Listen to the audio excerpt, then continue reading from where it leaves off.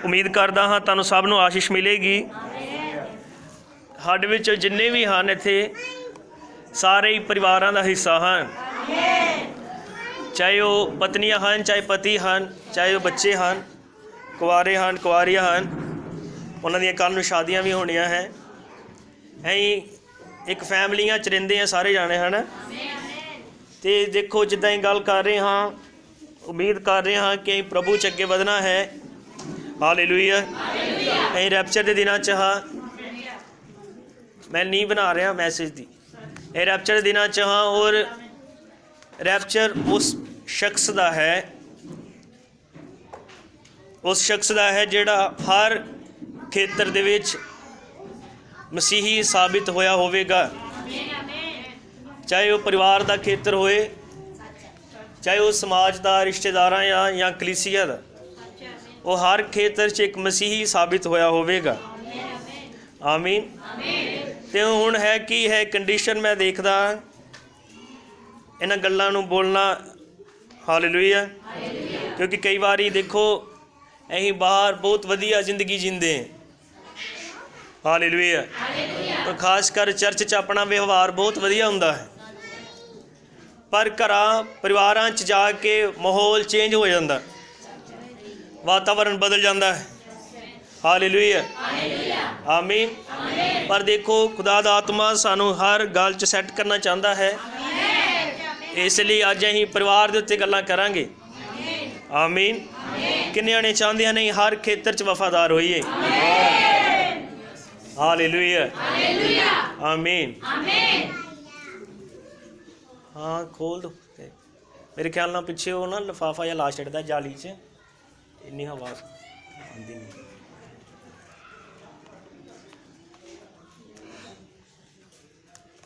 हर खेतर च सही होना है, परिवार के खेतर च भी। और भाई ब्रानम ने कई गल्लां बोलियां फैमिली के उत्ते, पति किद्दां होना चाहिए है, पत्नी की घर च की जिम्मेदारी आ, बच्चे किद्दां होने चाहिए हैं, उन्हां च कुछ गल्लां हाँ जिहड़ियां असीं पढ़ांगे। तो मैं उम्मीद करदा तुसीं सारे खुश होवोगे और इन्हां गल्लां नूं अपने घरां च लागू करोगे। हालेलुया। क्योंकि चर्च आना एक सिੱਖਣ का स्थान है, जिथे असीं ट्रेंड होंदे हैं, सिੱਖਦੇ हैं। आमीन।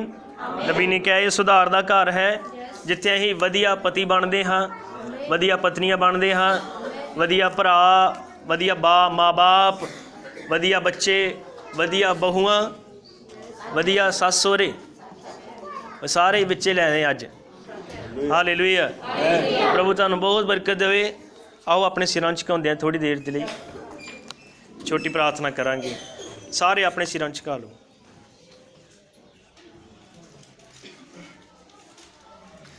महान खुदावंद यीशु मसीह, प्यारे स्वर्गी पिता, असीं जानते हाँ प्रभु क्या दिन आखिरी हैं और तू अपने लोगों को हर गल च परफेक्ट देखना चाहता है। प्रभु यीशु मसीह असीं जानते वैरी शैतान बहुत चलाक और बहुत ही तेज तरार है। खुदावंद यीशु मसीह और सदा ही विश्वासियों के विरोध च रहिंदा है। प्रभु ये देखते हैं खुदावंद किदां हर वेले चाहता है कि वचन तो सुटिया जाए, इसलिए वो परिवार के अंदर माहौल खराब करता है। लड़ाई झगड़े, तनाव और विरोधतावां प्रभु यीशु मसीह जिहियां कई गल्लां, अनाग्याकारी दुआवां, प्रार्थना, संदेशों तो दूर रहना, ये परिवार च चलता है प्रभु। क्योंकि जब असीं चर्च च आने हाँ सारे धार्मिक और विश्वासी लगते हैं, पर मेरी मदद कर, मेरे भैणां भरावां दी मदद कर प्रभु। अज असीं मैसेज च कुछ गल्लां देखते हाँ प्रभु, तो असीं अज अपने परिवारां नूं जाके एक बेदारी दे नाल भर दईए। साडे परिवारां च एक हलूणा वजे प्रभु, और एक तेरा मसा साडी अगवाई करे, हरेक दा परिवार एक नवां परिवार बन जाए।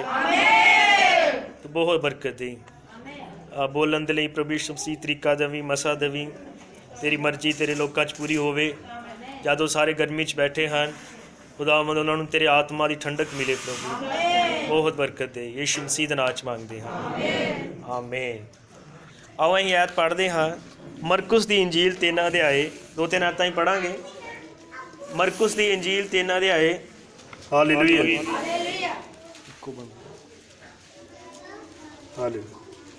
हालेलुया। ਪਿਆ ਥੋੜਾ ਜਿਹਾ ਫਰਕ ਕਿ ਠੀਕ ਹੈ ਇਦਾਂ ਹੀ ਹੈ। ਹਾਲੇਲੂਇਆ। ਮਰਕੁਸ ਦੀ ਇੰਜੀਲ 3 ਅਧਿਆਏ ਇਹਦੀ ਅਸੀਂ ਪੜਾਂਗੇ 25 ਆਇਤ।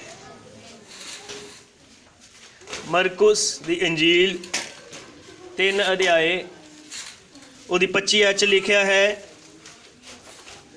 ਅਤੇ ਜੇ ਕਿਸੇ ਘਰ ਵਿੱਚ ਫੁੱਟ ਪੈ ਜਾਵੇ ਤਾਂ ਉਹ ਘਰ ਠਹਿਰ ਨਹੀਂ ਸਕੇਗਾ। ਕਿੰਨੇ ਆਮੀਨ ਕਹਿ ਸਕਦੇ ਆ? ਜੇ ਕਿਸੇ ਘਰ ਵਿੱਚ ਫੁੱਟ ਪੈ ਜਾਵੇ ਤਾਂ ਉਹ ਘਰ ਠਹਿਰ ਨਹੀਂ ਸਕੇਗਾ। ਆਵਾਜ਼ ਸੁਣਦੀ ਮੇਰੀ ਪਿੱਛੇ ਸਾਰਿਆਂ ਨੂੰ? ਫਿਰ ਅਸੀਂ ਪੜਾਂਗੇ ਕਹਾਉਤਾਂ 14 ਅਧਿਆਏ ਉਹਦੀ ਪਹਿਲੀ ਆਇਤ।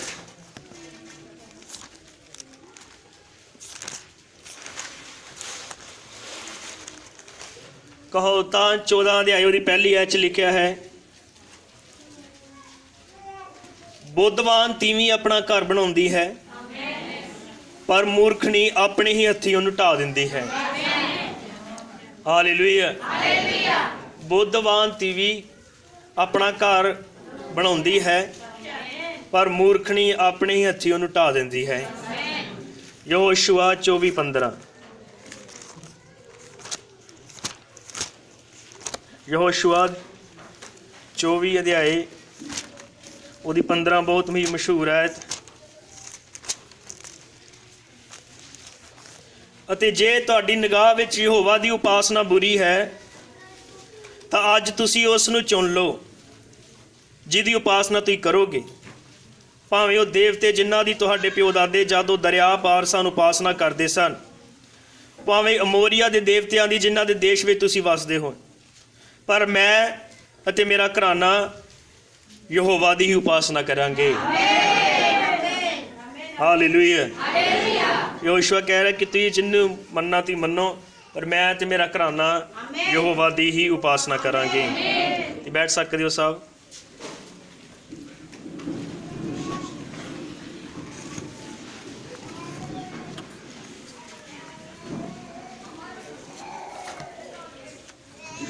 ਤੇ ਮੈਂ ਇਹਦੇ ਬਾਰੇ ਬਹੁਤ ਜ਼ਿਆਦਾ ਬੈਕਗਰਾਉਂਡ ਨਹੀਂ ਬਣਾਵਾਂਗਾ ਟਾਈਮ ਬਚਾਉਣ ਦੇ ਲਈ।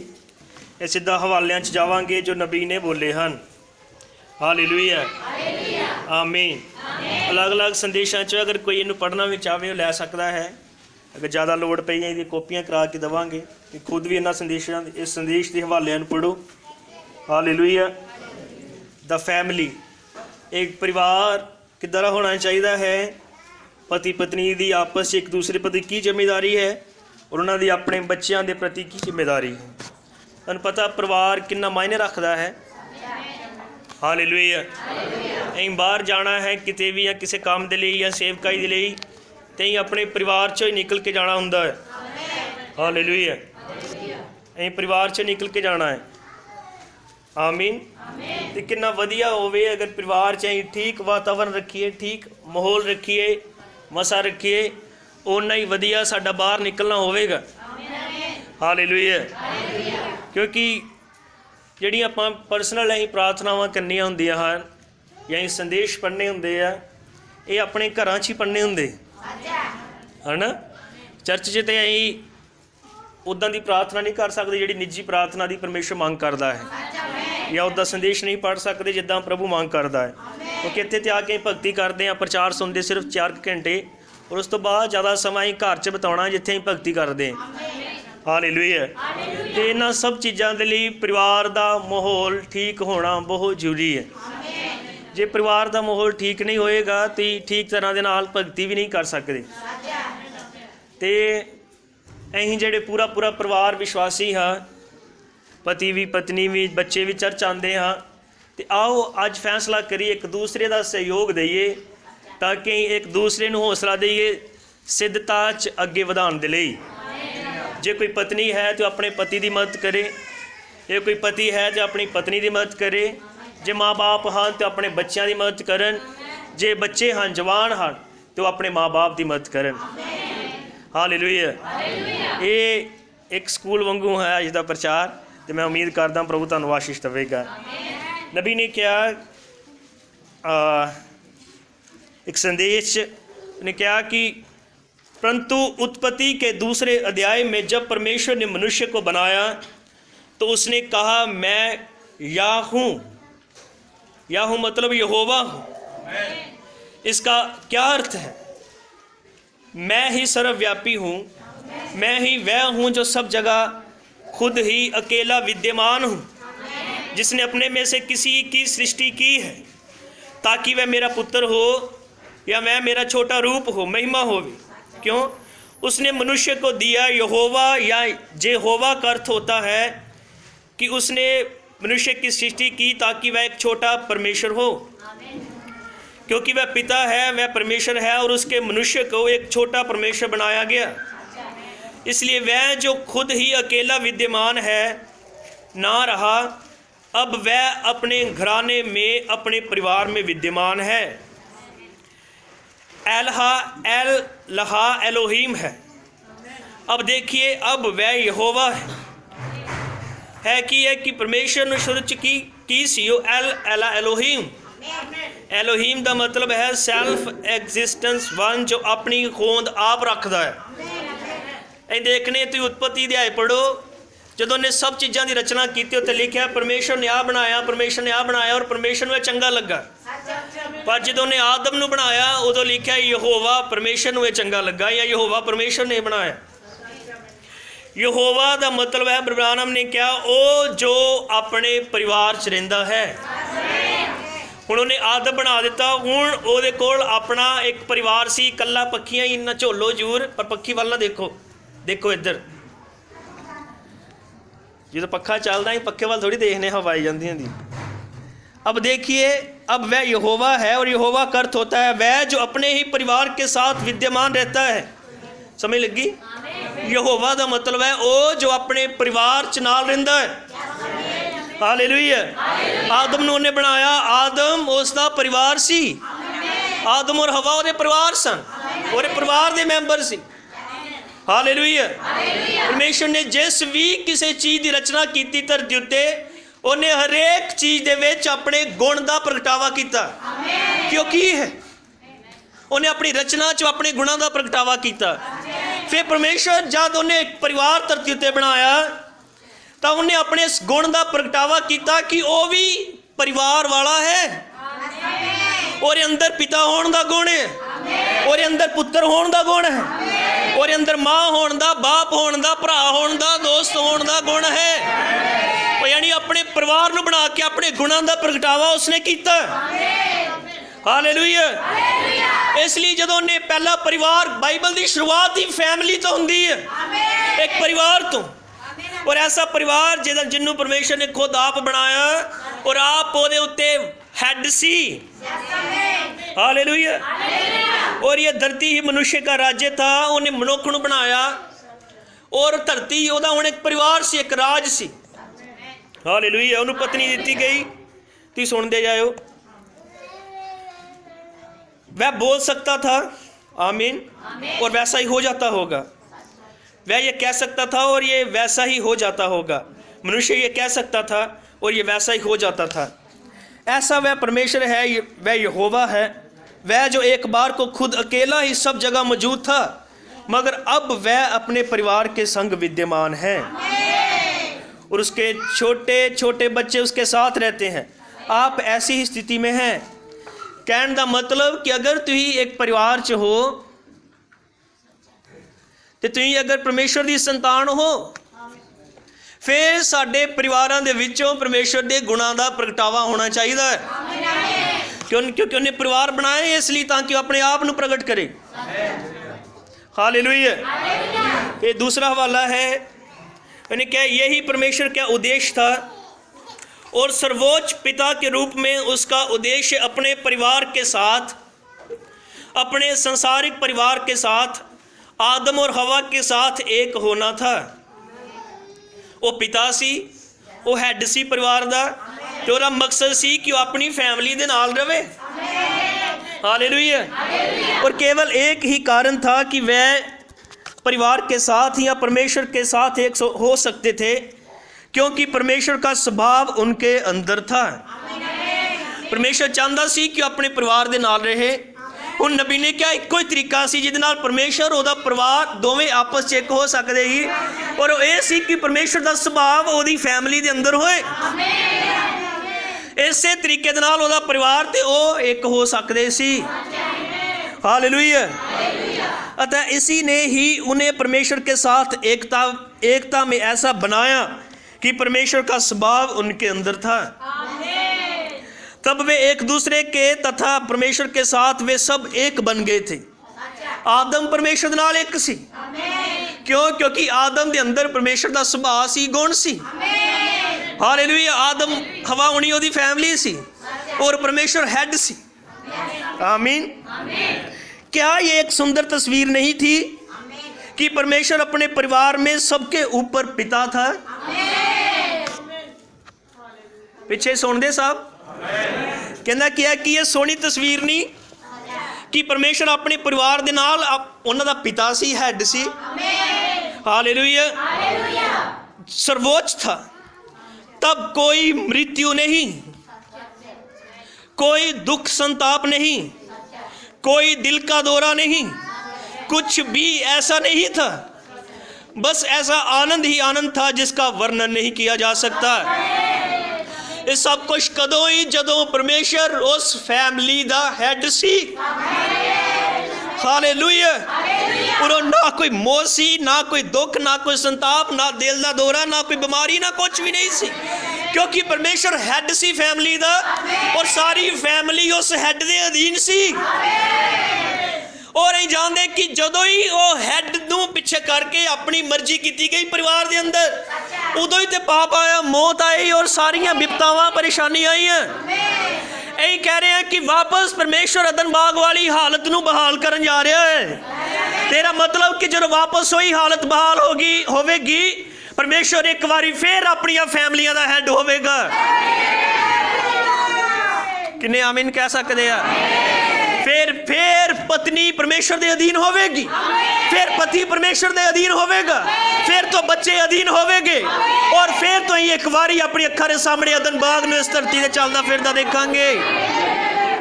जे परमेश्वर उदों उहदे अंदर हैड होण दा गुण सी ते अज भी उहदे अंदर हैड होण दा गुण है।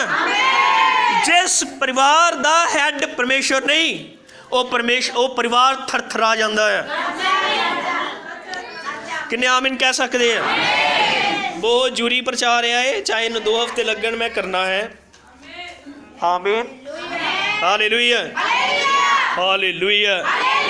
आमीन। आनंद ही आनंद था। वे कभी ना बीमार होने को, कभी दिल का दौरा ना होने को, वे बस परमेश्वर के साथ एक ही थे। ये क्या ही तस्वीर है कि तुम ताली बजा सकते हो सोहनी तस्वीर के लिए।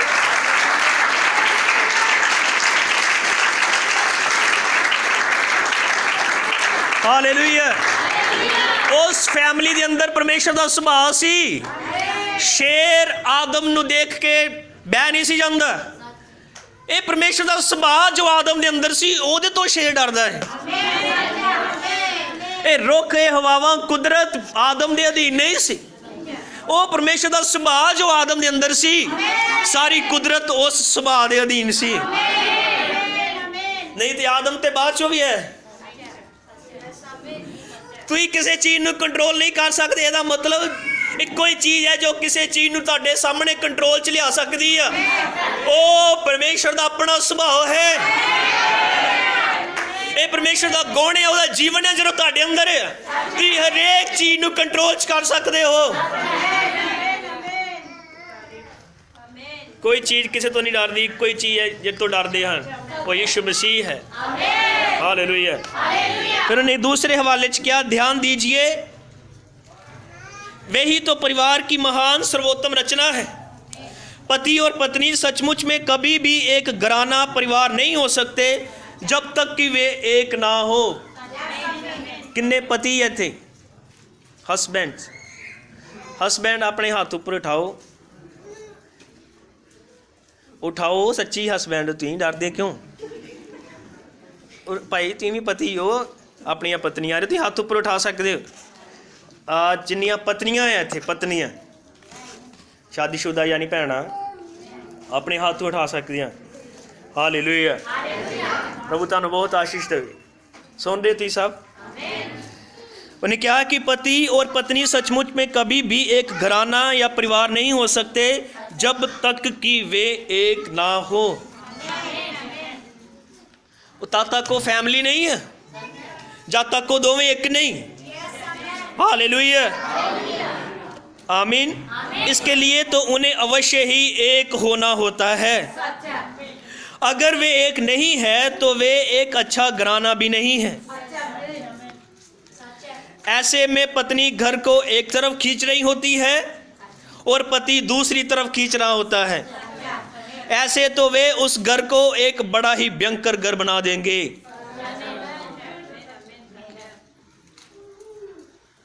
परंतु जब वे रजामंदी में होते हैं, एक मत एक चित्त होते हैं, एक दूसरे से प्रेम करते हैं, तो यही एक असली सच्चा परिवार होता है।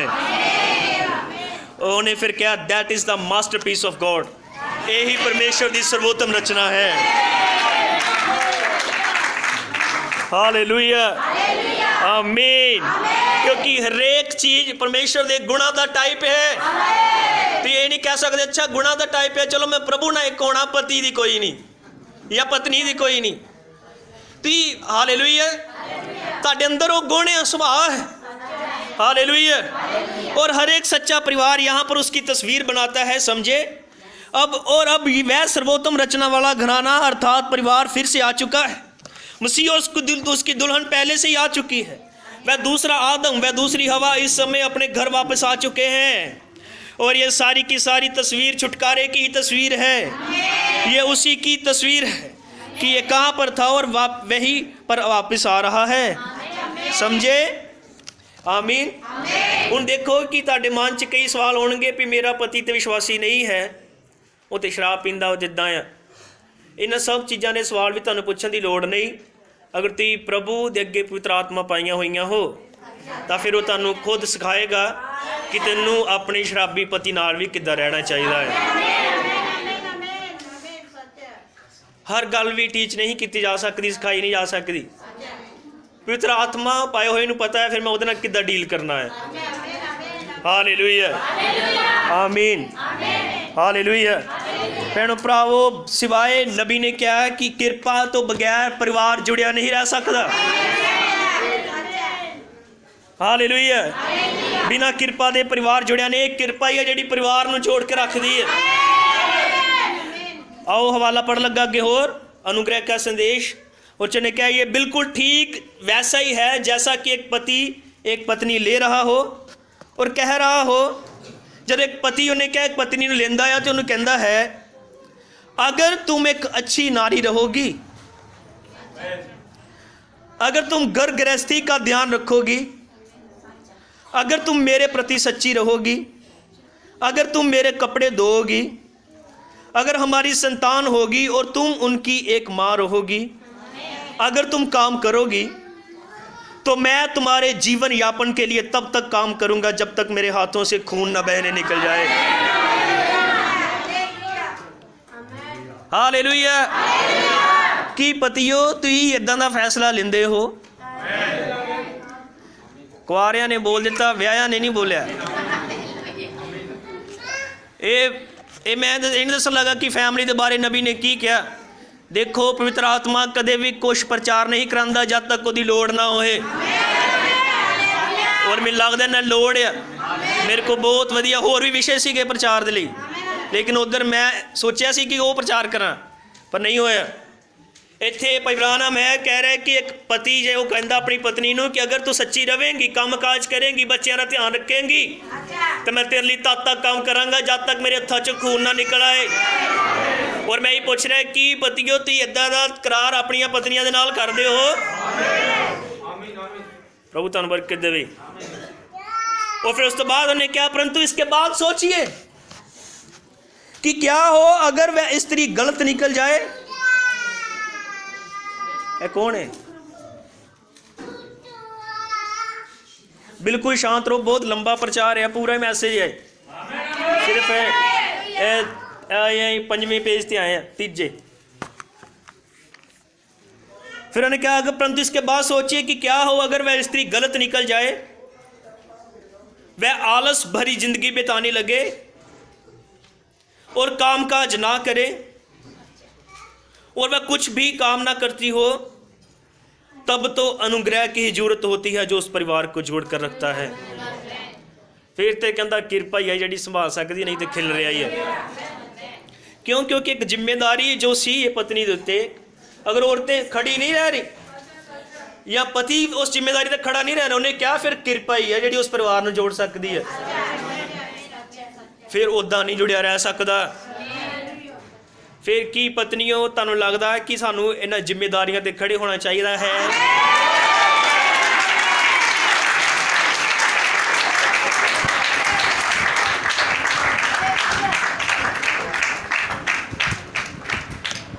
हालेलुया। कि सुन रहे हो तुसीं किन्नियां नूं चंगा लग रहा है? हालेलुया। इदा लग रहा इहदा फैमिली क्लास है, पर बहुत वधिया अगे जाके बहुत सोहना है। तुहाडे बच्चे सूत्र हो जाणगे जिन्हां गल्लां मैं नाल उन्हें दस्सियां। हालेलुया। फिर अगे होर हवाला है जिस उन्हें कहा कि एक परिवार के अंदर इक्को जिहा ही विश्वास होना चाहिए है। एक फैमिली के अंदर इक्को ही विश्वास होना चाहिए है। जब उन्हें कहा कि एक परिवार च इक्को जिहा विश्वास नहीं हुंदा तो ये चीज़ भी परिवार च एकता नहीं रहन दिंदी। अब मैं पढ़दा, उन्हें कहा कि अहज्या जो कि अहाब का पुत्र था, उसका पालन पोषण उस किस्म के परिवार में हुआ था जो कि एक नीम गर्म किस्म का परिवार था। बहुत ध्यान सुने हुण। अहज्या अहाब दा मुंडा सी। अहाब इसराइल दा वो राजा सी जिन्हें ईजबल दे नाल शादी की थी एलिया दे समय उत्ते। ईजबल एक मूर्ति पूजक औरत सी और अहाब इसराइली सी, यहूदी सी। यानी आओ कहिए कि अहाब एक विश्वासी का टाइप सीगा, लेकिन उन्हें शादी कितना की थी? एक मूर्ति पूजक औरत नाल। हुण परिवार च दो तरह के विश्वास हैं, एक के अंदर इसराइली विश्वास है और एक के अंदर मूर्ति पूजक विश्वास। फिर उन्होंने अगे जिहड़ी संतान हुई अहज्या। अहज्या नबी ने कहा हुणे परिवार नीम गर्म सी, ना तत्ता ते ना ठंडा। उन्हें कहा कि वह पूरी तरह से मसीही घराना नहीं था। उसकी माँ एक मूर्ति पूजक थी और उसके पिता ने अपनी संगति से बाहर एक ऐसी स्त्री से शादी रचाई जो कि बिल्कुल भी विश्वासी नहीं थी, मूर्ति पूजक सी। और जो अपने सोरे आ गई ब्याह के अपने देवते नाल ही लैके आई। एवं बाइबल ने नहीं कहा कि कदे भी बेप्रतीतियां की शादी ना करो, तुम फसोगे। ताई उन्हें कहा एक सच्चा विश्वासी किसी भी हालत च बेप्रतीति नाल शादी नहीं करेगा, जितनी मर्जी कंडीशन क्यों ना होए। और यह उस बच्चे के लिए जिसका परिवार में पालन पोषण किया जाना होता है एक बुरा गर्भ परिवार बनाता है। और ऐसा तब होता है जब अविश्वास और विश्वास एक साथ मिलजुल जाने का प्रयास करते हैं। और अब अगर पिता अपने विश्वास में एक सच्चा दृढ़ पुरुष है तो इससे बच्चे के पास भी एक बेहतर मौका होता है कि वह भी ऐसा ही हो।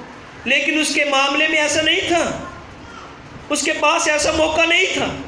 उसके पास तो ये था ही नहीं। वह जानता था कि एक खुदा है, वह जानता था एक यहोवा है, और तब उसे ये भी मालूम था उसकी माँ के देवी देवता तथा ऐसे ही और दूसरे भी हैं। वो अपने प्यो वालों तो सिखदा ही भी एक यहोवा आ, एक परमेश्वर है इसराइल का।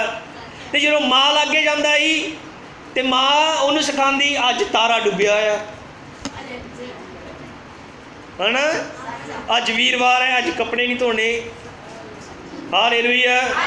माँ उन्होंने प्रसाद खवा देंदी, डैडी उन्होंने दुआ च लैके बह जाता सी। ये बच्चा किधर तैयार हो रहा दोगला। जो अविश्वास ते विश्वास दोवें कट्ठे मिलणगे अगे संतानां किद्दां दियां होणगियां।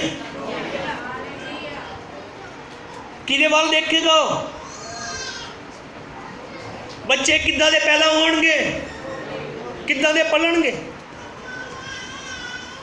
सुन रहे? इसलिए कुछ भी हो जाए विश्वासी नूं विश्वासी नाल ही मिलना चाहिए। एक परिवार च एक विश्वास होना कितना जरूरी है। आमीन, हालेलुया, हालेलुया, आमीन। और फिर नबी ने क्या, वह पूरी तरह से दुविधा में पड़ा हुआ था। अहज्या दुविधा च सी, करे की क्योंकि एक बंदा दो मालकां की सेवा नहीं कर सकता। या तो बेप्रतीता है या प्रतीतवान है, या तो विश्वासी है या मूर्ति पूजक है। उसके बाद ऐसा हुआ कि जब उसके पिता की मृत्यु हो गई तो वह ऐसी हालत में था कि ऐसी दुविधापूर्ण स्थिति में था कि जाए तो किधर जाए, लंगर खाए या बंदगी में जाए। और क्या आज ऐसी ही हमारे देश की तस्वीर नहीं? परिवार में कोई एक तो इस तरफ है और दूसरा किसी दूसरी तरफ है। कोई एक तो इस ओर जा रहा होता है और दूसरा किसी दूसरी ओर जा रहा होता है। इसमें कोई हैरानी नहीं है कि हम मसीहत के नाम के तले ही किशोर किशोरियों के द्वारा किए जाने वाले बहुत ज़्यादा अपराध उपजा रहे हैं, और ऐसे ही और दूसरे सभी प्रकार के दुराचार कुकर्म उपजा रहे हैं। ऐसा इसलिए है क्योंकि कोई एकता नहीं है। हालेलुया, आमीन, हालेलुया, आमीन। समझ रहे तुम? फिर उन्हें अगले हवाले च क्या कि परिवार नूं जोड़न दे लई प्यार बहुत जरूरी चाहिए है। आओ सुनते हैं। अब हमें यहाँ पर परमेश्वर का प्रेम दिखाई पड़ता है। वह प्रेम में एक निज परिवार में पुत्रों की उसकी ही समानता वाले पुत्रों की इच्छा रखता है।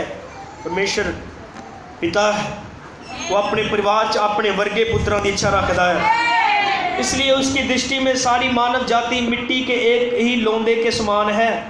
ठीक इसी लौंदे से वे अब आदर के पात्र और निरादर के पात्र बनाता है। ये चुना जाना उसका अपना निज चुनाव ही है।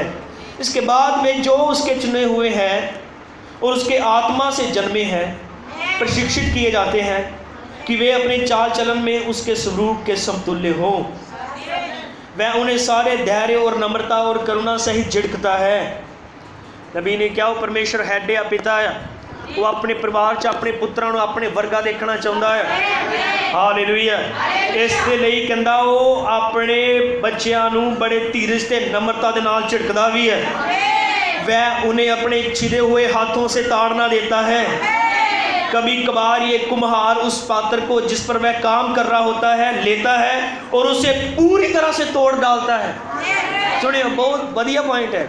उन्होंने कहा कई बार वो कुम्हार अपने उस मिट्टी के भांडे को पूरी तरह तोड़ देता है, पूरी तरह, ताकि वह उसे फिर से अपने मन चाहे रूप में ढाल सके। कई बार ये कहते पूरा ही टूट गया मैं, कई बार परमेश्वर पूरा ही तोड़ देता है। क्यों? तो क्योंकि उस भांडे को पूरी तरह अपनी मर्जी उत्ते बना सके। इसलिए अगर पूरे कदे टुटे जाइए मसीह के अंदर जीते जीते तो धन्यवाद करने की लोड़ है। परमेश्वर खोला देता सानू पूरा तोड़े ताकि वह पूरा सानू बना सके, क्योंकि वह हेड है और अपने पुत्रों को अपने वर्गा देखना चाहता है। प्रेम है, उसने कहा यह प्रेम है कि वो अपने छेदे हुए हाथों से डांटता है। हालेलुया। एक परिवार च एक प्रेम का होना बहुत जरूरी है। उन्हें क्या, प्यार तो बिना परिवार कदे भी एक नहीं रह सकता। हालेलुया, आमीन, धन्यवाद होवे। हुण सुनियो, उन्हें क्या, परिवार का कायम रहना बहुत जरूरी है। जो नवा नवा ब्याह होए उदों ही किया, जब बुढ़े भी हो गए उदों भी। देखो मैं गल्लां करन लगा है क्योंकि नबी ने बोलियां है।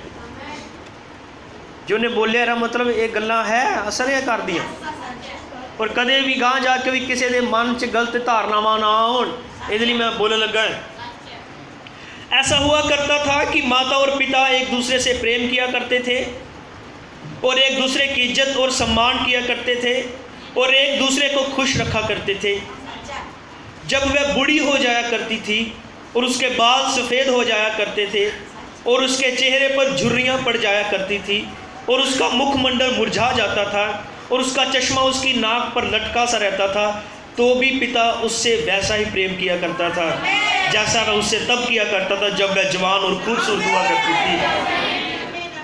परंतु आज मैं आलोचना करने वाला इंसान बनना नहीं चाहता हूं, परंतु आज जब वह बूढ़ी होने लगती है तो वह उसे किसी नई मॉडल की खातिर छोड़ देता है। ये उसी किस्म का सा लगता है कि जैसे कि वह कोई कार हो या कोई ऐसी चीज हो। ऐसा प्रतीत होता है कि परिवार में जो असली सच्चा प्रेम होता था वह बिल्कुल भी मौजूद नहीं रहा। कुछ ना कुछ तो ऐसा हुआ है। पारिवारिक जीवन तहस नहस होता चला जा रहा है। हमारे पास वैसे पुराने अमेरिकी घर परिवार नहीं रहे जैसे कि कई साल पहले रहा करते थे। ऐसा होता है, ये थोड़ा जिहा बजुर्ग हो गया है और फिर बोलना भी आमीन बदल जाता है। पहले भावें आदर और इज्जत नाल बुलाया जाता हुंदा, पर जो थोड़े सियाने हो गए उदों की कहना तैनूं तो पता ही नहीं लगता। बुलाने का ढंग आदर इज्जत जो भुल गया। तो जानते हो परमेश्वर इस चीज़ को गलत कहता है।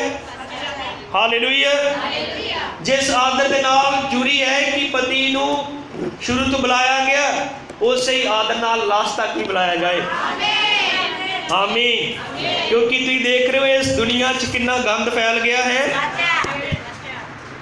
हुण ते डीकदे भी नहीं है कि मेरी पत्नी बुढ़ी होएगी। ਉਹਦੇ जवानी च ਉਹਦੇ चंगे भले तंदुरुस्ती च भी होरनां दे नाल संबंध है और अपने पतियां दे चंगे भले होने के बावजूद भी दूजियां दे नाल संबंध हैं क्योंकि सदूम मूरा बनया हुआ है। ये सब चंगी तरह जान देना गल्लां दे बारे। ये टुट रहे परिवार हैं, वो परिवार हैं जिन्हां दा हैड परमेश्वर नहीं है, लेकिन असीं ते उन्हां परिवारां दी उम्मीद कर रहे हैं जिन्हां दा हैड परमेश्वर खुद आप है, जिसके अंदर पति पत्नी तद तक वफादार रहते हैं जब तक वो एक दूसरे को मर के जुदा नहीं होते। चाहे बुढ़ा हो जाए, चाहे वो गोडे रह जाए, चाहे बीमार हो जाए, चाहे कुछ भी हो जाए, वो हजे भी उहदे लई स्वीट हार्ट है, ते वो हजे भी उहदे लई हैंडसम है। हालेलुया। यही रब्बी प्यार है, यही कृपा है जिहड़ी परिवार नूं जोड़ के रखदी है। अगर अपनी पत्नी के हुंदियां कोई दूसरे की चाह रखे हरामकारी करता है और परमेश्वर इस गल तो नफरत करता है। अगर अपने पति के होने के बावजूद दूसरे की मन च चाह रखे, तब पता नबी ने तो तक क्या कि अगर तुम कपड़े इदा दियां पांदियां हो जान बुझ के जड़ियां दूजे नूं आकर्षित करन, तो एक दिन उन्हें क्या न्याय वाले दिन तुम हज़ार के नाल हरामकारी करन दियां दोषी होवोगियां। तुम कहोगे कि मैं तो अपने पति नाल वफादार ही नहीं। तेन पता सी जो झाड़ू फेरना, जो भांडे धोने, जो काम काज करना, तेन तरीका चाहिए, कपड़े किदां दे पाने चाहिए। और तू सोचा कोई गल नहीं, अगर तेरे गलत कपड़े करके किसी ने अंदर गलत भावना आई तो उसकी धारणा का वो तो दोषी है, वध के तू दोषी होवेगी क्योंकि तेरे बन के सामने इदां दी आई। अगर तुम ब्याह तलाक की परमेश्वर की लाल चमकती हुई बत्ती आ जाए, संदेश पढ़ो, तन पता लगेगा नबी नूं क्यों मारना चाहते सी हो, क्योंकि उन्हें इन्ना विरुद्ध बोलिया औरतां दे उन्होंने जड़ियां परमेश्वर के अधीन नहीं। तुम विश्वास नहीं करोगे कि इन्ना वो कड़वा उन्हें बोलिया, इन्ना कड़वा। नाल ही उन्हें अपनी भैनों की प्रशंसा भी की। उन्हें कहा जेड़ियां इन्हां दिनां च भी परमेश्वर की मर्जी के हेठ जी रही। हालेलुया, आमीन। फिर नबी ने कहा कि परिवार च एकता का होना बहुत जरूरी है। उन्हें कहा यदि परिवार में कोई भी ऐसी बात है जो उन्हें अलग थलग करती है तो वह सही नहीं है, वह परिवार कहीं ना कहीं टूटा हुआ है। उन सबको तो एक ही होना चाहिए, पिता माँ के साथ, माँ पिता के साथ, बच्चे माता पिता के साथ, माता पिता बच्चों के साथ, सबको एक ही सहमति में होना चाहिए। और जब आप इसे देखते हैं तो आप एक मधुर तस्वीर ही देखेंगे। तन पता नबी ने क्या कि कुछ भी कर दिया दूजे ते असर करता है। बहुत ध्यान सुने, हुण जरा अलर्ट रहो। कुछ भी उन्हें क्या ही कर दिया दूजे को प्रभावित करता है। नबी ने 6 मैसेज प्रभाव मैसेज 6 प्रचार किए।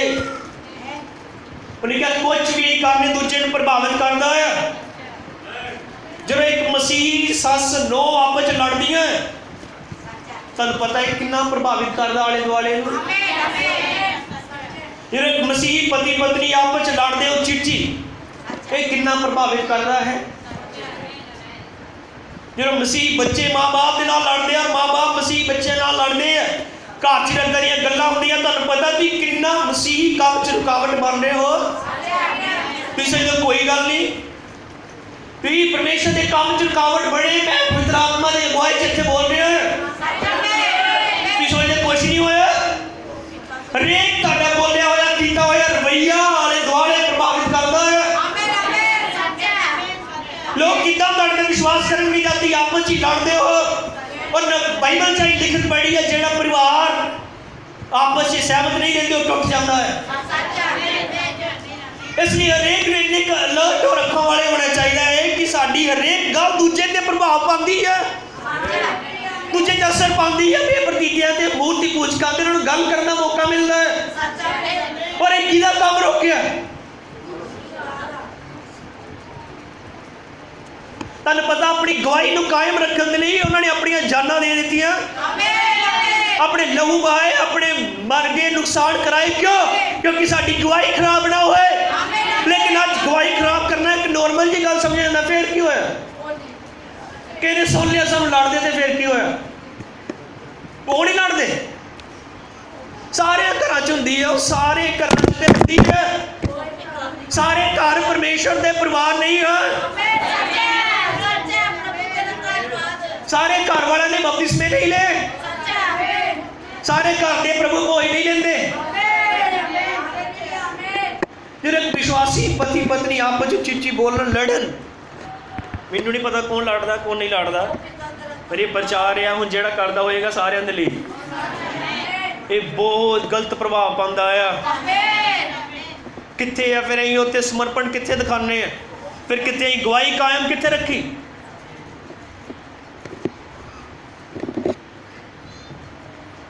और नबी ने कहा जो प्रेम नहीं हुंदा उदों सैपरेशन हो जाती है, अलग अलग हो जाना हो जाता है। तुसीं जानते हो कि तुहानूं अपना हरेक किरदार सही निभाना पैना। तुसीं मसीह होने के नाते बहुत ध्यान सुन, तुहाडा हरेक किरदार तुहानूं सही निभाना पैना है। जे तुसीं पति हो तो तुहानूं पूरा वफादारी नाल इस किरदार नूं निभाना पैना मसीह होने के नाते। जे तुसीं पुत्र हो तो इस किरदार नूं बहुत सोहना निभाना पैना है अपने वल्लों। जे तुसीं पत्नी हो तो इस किरदार नूं निभाना पैना वफादारी दे नाल। जे तुसीं नो हो तो इस किरदार नूं भी तुहानूं निभाना ही पैना है। या जे तुसीं सस हो तो इस किरदार नूं भी तुहानूं वफादारी दे नाल निभाना पैना है। किन्ने आमीन कह सकते हैं? किन्ने खुश हैं? अपने हाथ उठा सकते हैं? हरेक किरदार निभाना पैना, हरेक किरदार। जानते यूसुफ सिद्धता का टाइप सी, और जो एक पुत्र सी उन्हें उस किरदार नूं पूरा निभाया। वो जो एक चरवाहा सी उन्हें किरदार नूं पूरा निभाया, एक भरा दे किरदार नूं पूरा निभाया। हालेलुया। जो एक घर चों काम करन लगा उस किरदार नूं उन्हें पूरा वफादारी दे नाल निभाया। जो एक राजा तक बन गया उस किरदार नूं भी उन्हें पूरा निभाया, क्योंकि वो मसीह सी। और कई गल्लां फैमिलियां च सानूं घाटे झलने पैंदे, नुकसान झलने पैंदे, क्योंकि असीं मसीह हां। कई बारी सानूं चाह के भी नुकसान झलने पैंदे आ, क्योंकि मसीह हुन्ने आ। दूसरा बंदा कुछ भी करे ओहदा इन्ना ज़्यादा प्रभाव नहीं पैंदा, लेकिन मसीह एक ही कदम उच्चा चुकता है, एक ही जबान उच्ची बोलता तो हज़ारां ही उन्होंने कैच करते हैं। इसलिए कई बार उस चीज़ को कायम रखने के लिए सानू अंदरों अंदर ही उस चीज़ को घुटना पैंदा है। यही तो है जिहदे बारे कहंदे जिहड़ा अंत तक सहेगा वो बचाया जाएगा।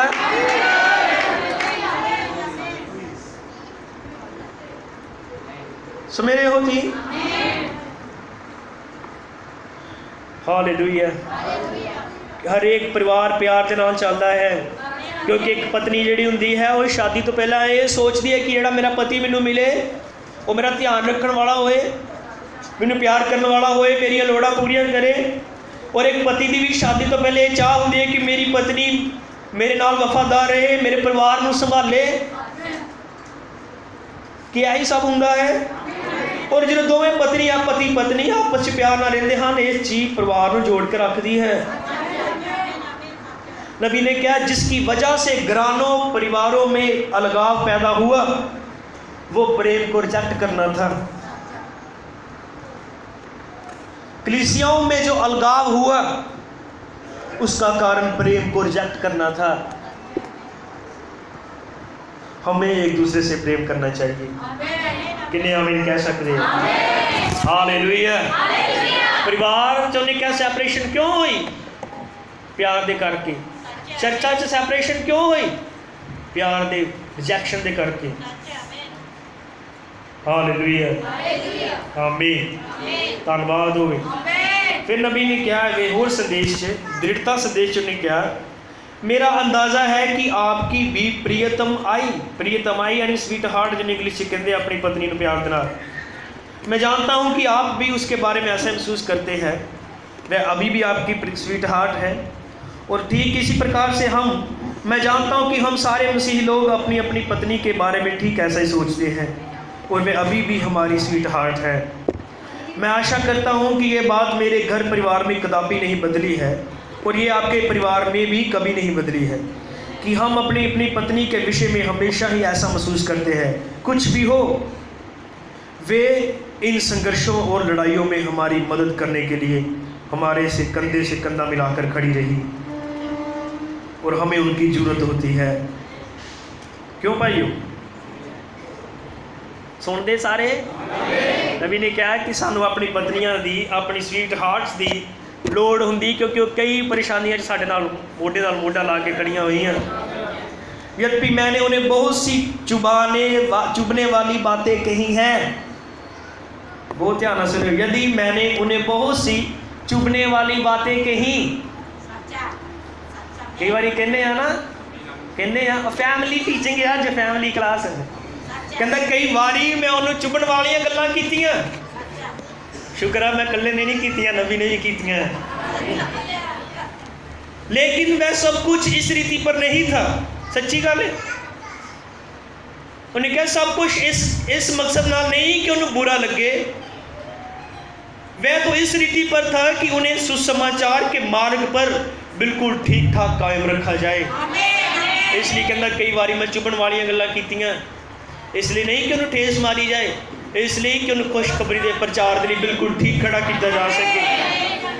हुण बहुत ध्यान सुनियो, मैं एक गल कह पढ़न लगा हाँ इत्थे कि इन्हें ठेस मारन लिए नहीं, लेकिन वो है जो बाइबल की सच्चाई है अब्राहम ने बोली।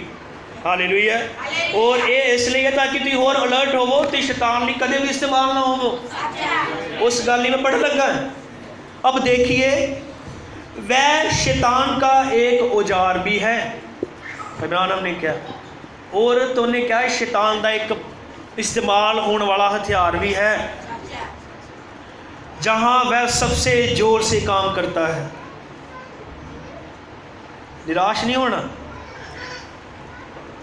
समझ रहे हो? जहां कहता सब तो वध के जोर नालों काम करता औरत है, वही उसका सबसे पहला हथियार थी। यतन बाग के बारे जानते, उसने इसे कभी नहीं बदला है।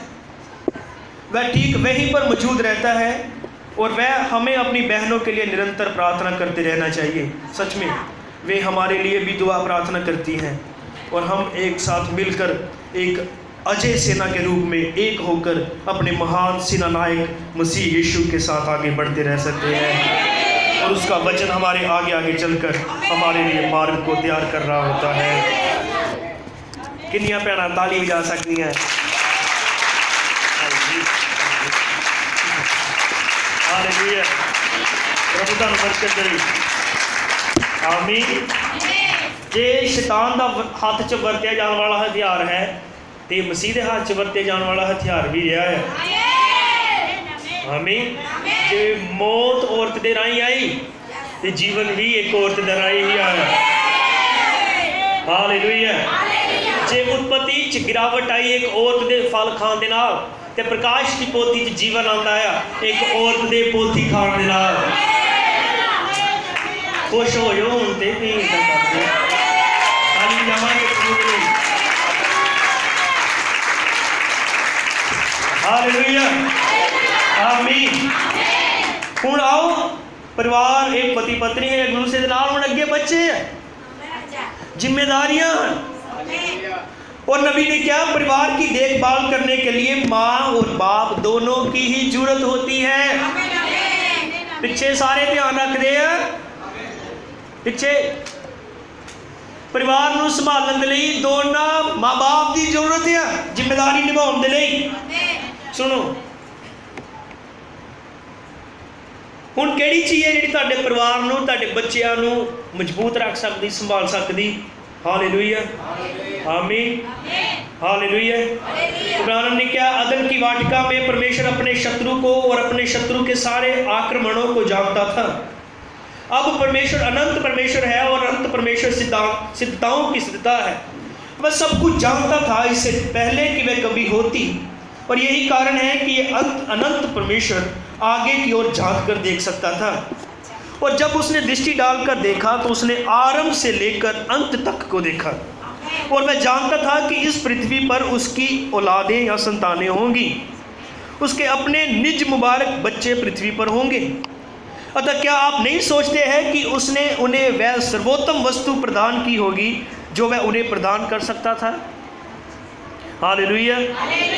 क्या आप आज रात अपने उन बच्चों को के साथ ठीक वैसा ही नहीं करेंगे जो खुद अपनी मदद नहीं कर सकते हैं, जो खुद अपना ध्यान नहीं रख सकते हैं? क्या आप उन बच्चों को वह सब अच्छे से अच्छा देने के लिए जो आप उन्हें देंगे या जो आप उन्हें दे सकते हैं जद्दोजहद और कड़ी मेहनत नहीं करते हैं? आप ऐसा इसलिए करते हैं क्योंकि आप एक बाप हैं, आप एक माता पिता हैं। और यदि वह शख्स ऐसा करता है, मैं इसके लिए यही कहूँगा कि संसारिक पिता की ये सत्यता और ये विचार और माता पिता का गुण परमेश्वर के भीतर ही उपजा था, क्योंकि वही पहला माता पिता था। क्या आप नहीं सोचते हैं कि परमेश्वर ने यह देखते हुए कि शैतान क्या होगा, शैतान क्या करेगा, परमेश्वर अपने बच्चों को वह सर्वोत्तम वस्तु देता है, वह उन्हें वह सर्वोत्तम वस्तु प्रदान करता है जो वह उन्हें प्रदान कर सकता था। देखिए, ये जानते हुए कि शैतान का हमला क्या होगा, परमेश्वर ने अपने बच्चों की किलाबंदी की थी। इब्राहिम ने क्या है कि परमेश्वर उत्पत्ति तो लैके लास्ट तक सब जानदा सी। उन्हें पता सी कि धरती ते उहदे बच्चिआं नूं की मुसीबतां झल्लणियां पैणियां आ, की हालात उन्होंने सामने आने। उन्हें क्या है कि जो ये संसारिक देश खड़े हुए जिन्होंने ने आपस में लड़ाइयाँ शुरू हुई, इन्होंने हथियार बनाए। शुरू तो यार मान लो कि तीर कमाना के नाल लड़ाई इन्होंने की, उस तो बाद इन्हों को थोड़े थोड़े हथियार आते गए, तलवार आईयां, नेजे आए, तोपा आईयां, गोले बरूद आए। हालेलुया। इन्होंने हौली हौली उस अपने दुश्मन के विरुद्ध हथियारों की काढ़ कड्ढी, लेकिन उन्हें क्या, परमेश्वर जिहड़ा मुंड तो लैके अखीर तक सब जानदा है, उन्हें कहना शुरू ही अपने बच्चों को परमाणु बंब दिता सी, और वो उसका वचन है, जिसके बारे में हमने क्या है कि वचन शैतान को किसी भी जगह पे, किसी भी समय, किसी भी हालात से हरा सकता है। उन्हें शुरू ही अपने फैमिली को वचन दिता सी, सब तो तगड़ा हथियार। फिर उन्हें क्या है कि तुम भी अगर माँ बाप हो तो अपने बच्चों को सब तो वधिया हथियार फिर की देख सकते हो? किने समझे? अपने बच्चों को देने लिए सब तो साडे कोल सब तो वधिया हथियार फिर की है? जे परमेश्वर ने अपनी संतानों को सब तो वधिया हथियार वचन दिता, तो साडे कोल भी वचन तो इलावा होर कोई वधिया हथियार अपने बच्चों को देने नहीं है। की दे सकते उन्होंने? तुम एक कोठी बना के उन्होंने छड्ड जाओ, जे तुम उन्होंने मसीह नाल जोड़ नहीं सके तो तुहानूं पता बच्चे कित्थे होणगे।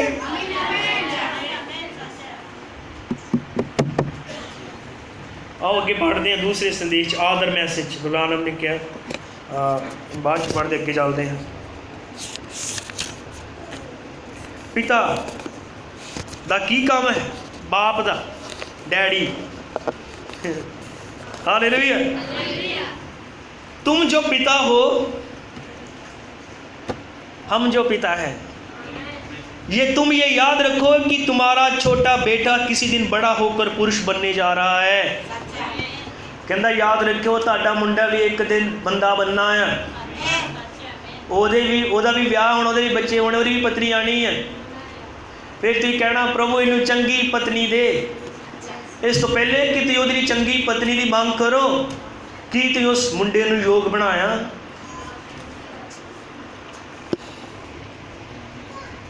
पुरुष बनने जा रहा है, वह विवाह करेगा और गर्भ बसाएगा। तुम कहते हो परमेश्वर उस पत्नी की सहायता करे जो उस लड़के के साथ रहती है, जिसका पालन पोषण इस तरह से किया गया है। जो कुछ उसने चाहा वह उसे मिला।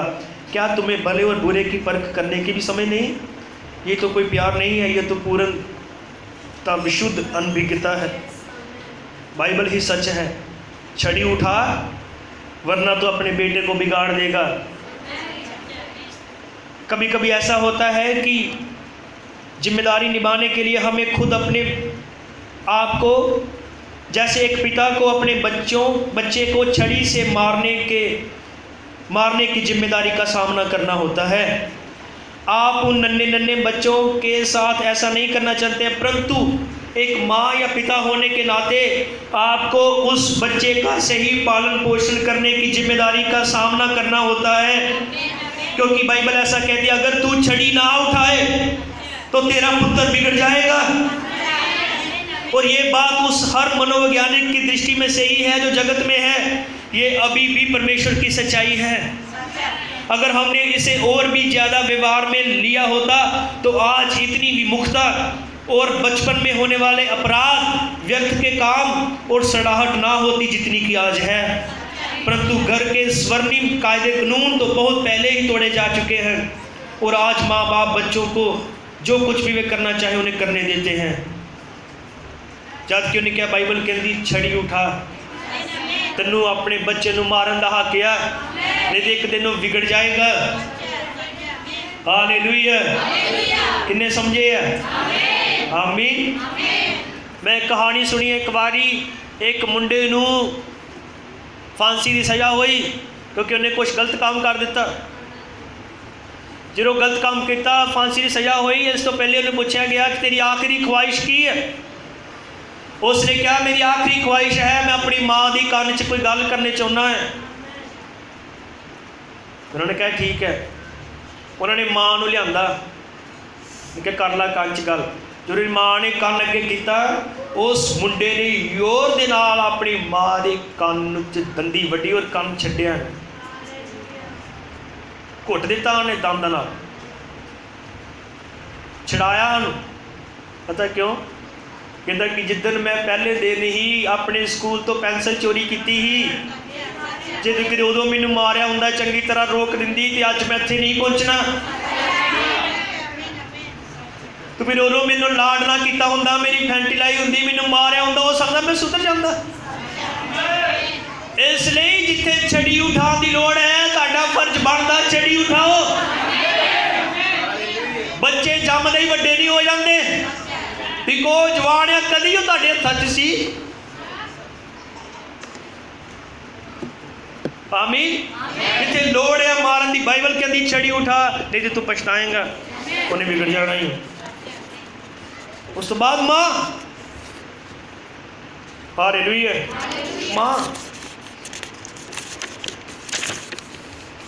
माँ बहुत ही महान होती है। नबी ने क्या है, आप जानते हैं कि इस ज़िंदगी में वह पहला शख्स हुआ है जो आपको ग्रहण करता है, वह आपकी माँ ही होती है। सब तो पहला जड़ा कहता तुहानू स्वीकार करता है, आपकी माँ होती है। आपको कोई भी छू नहीं सकता क्योंकि उसने आपको अपने गर्भ में धारण किया था सब तो पहला, और वह आपको अपने हृदय के नीचे थामे रहती है। और वही वह पहली शख्स है जिसने आपको जाना इस ज़िंदगी में, जिस पहले शख्स ने आपको थामा वह माँ ही होती है। फिर जब आपका जन्म होता है तो उसी के वह पहले हाथ होते हैं जो आपको स्पर्श करते हैं और आपकी आंखों के आंसू पोंछते हैं। इस जीवन में वह पहली शख्स होती है जो आपकी पीठ थपथपाती है और आपसे प्यार करती है और आपको चारों तरफ से घेरे हुए रहती है। ये सब करने वाली आपकी माँ ही होती है। अब मैं सोचता हूँ हमारे पास तो उतना काफ़ी सम्मान तक नहीं है जो हम एक माँ को दे सके। माँ ही वह पहली शख्स होती है जो बच्चे के साथ होती है, और माँ के ऊपर इस बात की बहुत बड़ी जिम्मेदारी होती है कि वह बच्चा आगे चलकर क्या होगा। लेकिन माँ के बहुत बड़ी जिम्मेदारी होती है, और वह क्या होगा इसी तौर तरीके पर आधारित होता है जिस राह पर वो माँ उस बच्चे को चलाना शुरू करती है कि वह उस राह पर चले। माँ को परमेश्वर की तरफ से ये जिम्मेदारी मिली है कि वह अपने बच्चे को सही मार्ग पर चला कर रखे। समझे सारे? और मैं सोचता हूँ इसीलिए माँ का नन्हा स्पर्श सबसे खास स्पर्श होता है। हालेलुया, आमीन। तुहानू पता अगे मैं पढ़न लगा जिस नबी ने क्या बाइबल दियाँ 4 अंजीलां आ जिन्हां च खुशखबरी का प्रचार सुनाया गया। सुसमाचार मत्ती, मरकस, लूका, यूहन्ना, ये चारे वो बाइबल दी किताबां हाँ जिन्होंने अंजील दी किताबां कहा जाता। 4 अंजीलां जिन्हां दे अंदर यीशु मसीह के महान कम्मां दा वर्णन है, कहानियां है। सुनियो ऐ सीखन लगे। बब्रानम ने क्या 4 अंजीलां आ, 5वीं माँ है। उन्हें क्या बाइबल दी 4 अंजीलां हाँ जिहड़ियां खुशखबरी सुनांदियां, 5वीं उन्हें क्या माँ है। अब मैं ये बात तुम माँओं के लिए कह रहा हूँ जो इस सुबह यहाँ पर है, जो कि असली सच्ची माँ रही हैं। और मैं जानता हूँ कि आप में से बहुत सी असली सच्ची माँ रही हैं। मैं सोचता हूँ कि आप में से प्रत्येक एक असली सच्ची माँ रही है। आइए मैं आपको कोई बात बताता हूँ। परमेश्वर आपको आशीष दी। मैं सोचता हूँ कि आप 5वां सुसमाचार हैं। 4 अंजीलां दी जदों भी खोलो तुहानूं खुशखबरी दा प्रचार सुनाणगियां ते 5वीं किहदे लई? बच्चों लिए। मैं आपको बताता हूँ कि जो उसमें आपके बच्चे के लिए है, मैं छोटी छोटी खास बातें हो सकता है कि शायद भाई नेवल उन माँ बाप के बारे में प्रचार करे। आज आगे बढ़ दें। याद रखिए जब मूसा एक छोटा लड़का था तो ये उसकी माँ ही थी जिसने उसे निर्देश दिए थे। अब्राहम ने क्या कि मूसा एक मूर्ति पूजक बड़े महल च पल रहा सी, पूरे मूर्ति पूजक सिस्टम च, मूर्ति पूजक देश के राजा के घर च पल रहा सी। पर फिर भी उसके अंदर मसीही सोचा किदा ही है, क्योंकि यहो जे खतरनाक माहौल अंदर भी उसकी मां ने उन्हें बाइबल से खड़े कर दिया। किन्ने आमीन कह सकते? जब मूसा का आला दुआला मूर्ति पूजक सी, लेकिन उत्थे 5वीं अंजील मौजूद सी मूसा की मां। जब मूसा ने विरोध मूर्ति पूजक वातावरण सी, लेकिन उत्थे एक सच्ची मां सी जिहड़ी छुटकारे दी उम्मीद सी। ओ हालेलुया। एवं जे माहौल अंदर भी उन्हें अपने पुत्र नूं मसीह बना दिता। कितना उन्हें उन्हें पालिया होएगा, कितना खिलाया होएगा। कि तुसीं 5वीं अंजील नहीं, तुहानूं नहीं चाहिए कि रोज एक हफ्ता लै लो कि इस हफ्ते में अपने बच्चे नूं लाजर की कहानी सिखानी है, फिर अगले हफ्ते मैनू मूसा की कहानी सिखावांगी, अगले हफ्ते मैनू अब्राहम की कहानी सिखावांगी। अब्राहम ने क्या वो ये एक गवाही झील पर संदेशा जी यूहन्ना उन्होंने मां ने कहानियां सुनाइया ही कि तू ये कहानी नहीं पढ़ सकती अपनी बच्चियां नहीं कहते टाइम नहीं सब कुछ है। उस कोने कोल कितना टाइम होएगा जिहड़ी एक गुलामी के देश च सी और एक नौकरानी बन के उस घर च काम कर रही, पर फिर भी उन्हें मूसा नूं किदां दा ट्रेन कर दिता कि उन्हें उहदे दिमाग च मूर्ति पूजा नहीं बनन दित्ती। यह है असली मां जो इंजील का प्रचार कर दी है। 5वीं इंजील किन्ने अज फैसला लैणगियां अपने बच्चों को खुशखबरी का प्रचार करने के लिए। किन्नियां मैं क्या अज फैसला लैणगे अपने बच्चों को खुशखबरी का प्रचार करने के लिए? हाथ खड़े रखियो।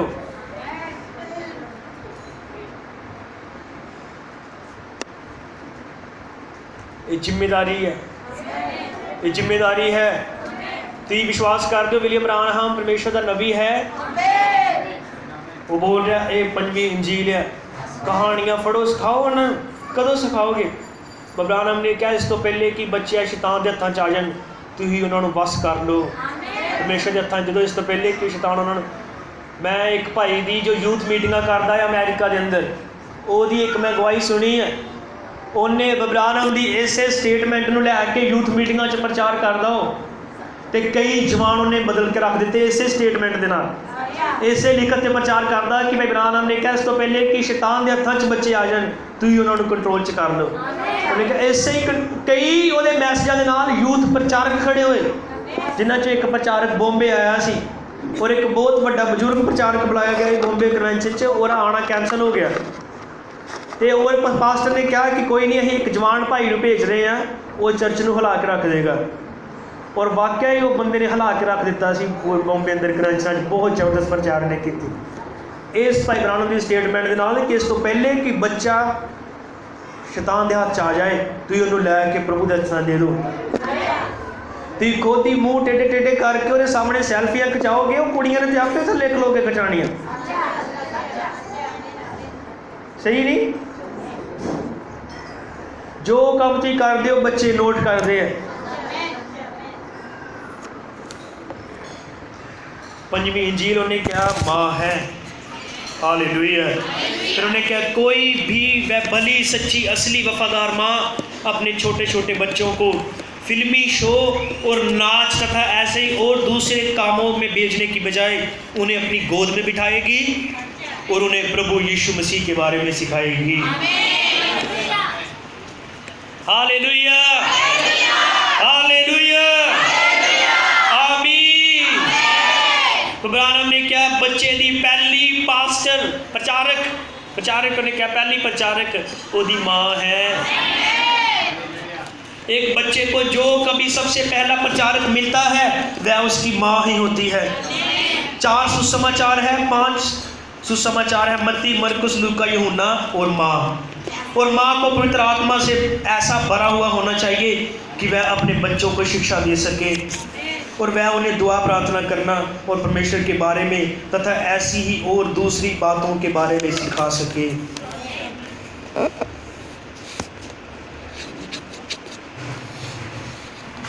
बच्चों ने होर भी तो कई काम सीखे ही है साढ़े वाल देख के। उन्होंने गल्लां करनियां सीखियां, मोबाइल चलाना सीखिया, यूट्यूब खोलना सीखिया, होर भी तो कई कुछ सीखिया ही है साढ़े वाल देख के।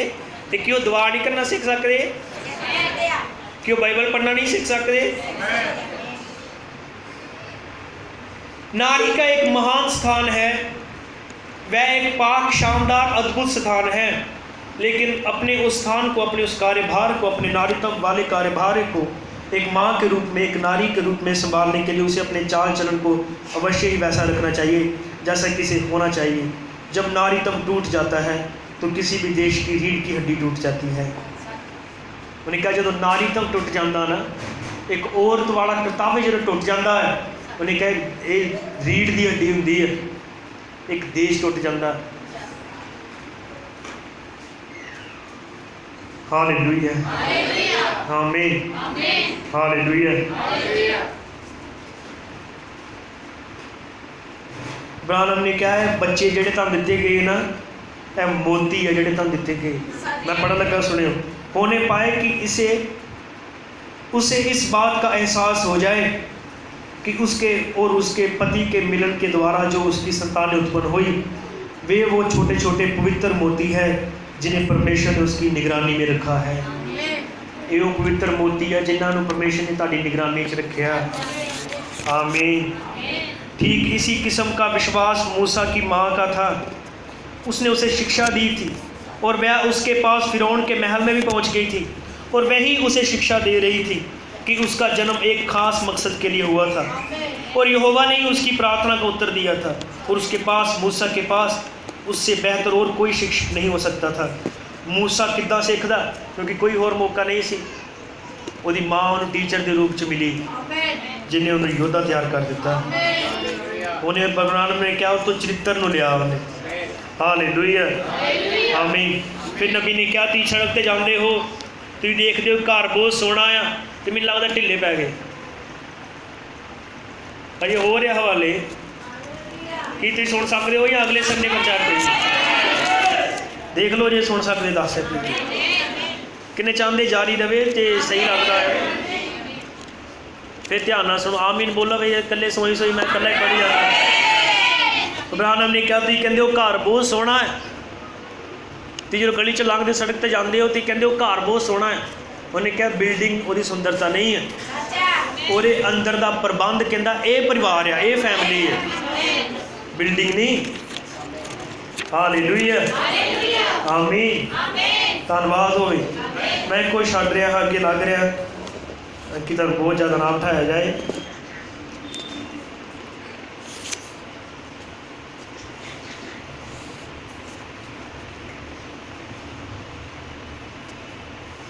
परंतु आपको मुश्किल ही कभी कोई ऐसा व्यक्ति मिले जो मसीह की खातिर अपने प्राणों को न्यौछावर कर दे। वह तो गिरजे जाने के लिए अपने पेड़ की छाँव से भी बाहर निकल कर नहीं आता है। वो कह रहा है कि तुहानू अपने बच्चों को सही जगह पर लैके जाना चाहिए, चर्च च खड़ना चाहिए, संगति च खड़ना चाहिए। तुसीं कहंदे शरारतां करदे आ, कोई गल नहीं, तुसीं लियाओ, तुसीं समर्पण दे नाल लियाओ, आपे उन्होंने सिख जाना है। चंगी थां ते उन्होंने लैके आओ। उन्होंने कहा जब तुसीं बंदगी नूं छड्डदे हो, आमीन, और बुधवार रात को प्रार्थना सभा में आने के लिए अपने टेलीविज़न के सामने से उठकर नहीं आएगा, ये सच है, आमीन। जेड़ा इदा नहीं करता, यानी बंदगी च नहीं आता, घरे बैठा रहता, टीवी देखता या अपने रुख थले बैठा रहता, उन्हें कहा ये एक शर्म की बात है, ये एक अशोभनीय बात है। यही कारण है कि स्वर्गदूत कलीसियाओं में भेंट करने के लिए नहीं आते। यही कारण है कि स्वर्गदूत घरों में भेंट करने के लिए नहीं आते।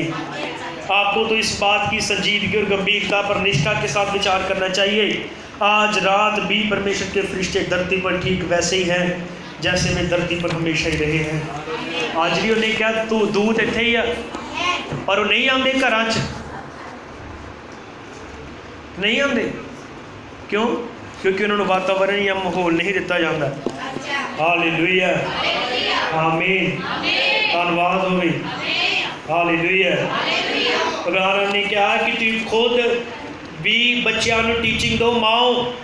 उन्हें कहा कि 15 मिनट की संडे स्कूल की क्लास से निर्भर ना रहो, मैं पढ़ नहीं रहा टाइम बचाने लिए।